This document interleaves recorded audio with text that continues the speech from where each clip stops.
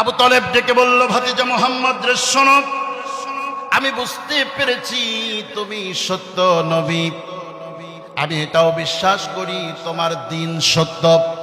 কিন্তু ভাতিজারে, জীবনের শেষ মুহূর্তে এসে বাপদাদার ধর্মে চুনকালি মেখে দিয়ে আমি তোমার আনিত দিনকে কবুল করে কাপুরুষের মৃত্যুবরণ করতে চায় না।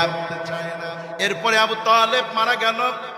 বিশ্বনবী জনাবে মুহাম্মদুর রাসূলুল্লাহ সাল্লাল্লাহু আলাইহি ওয়াসাল্লাম কাঁদতেছেন আর ডেকে বললেন, চাচা, শুধুমাত্র কালিমার স্বীকৃতিটুকু না দেওয়ার কারণে কিয়ামতের দিন মুসিবতের কালে আমার সুপারিশে লক্ষ কোটি কোটি মানুষ যেদিন নাজাতের পথ খুঁজে পাবে, ও চাচা, তোমার একটা স্বীকৃতি না দেওয়ার কারণে তুমি আমারে এত মহব্বত করার পরেও সেদিন আমি তোমার কোনো কাজেই আসবো না।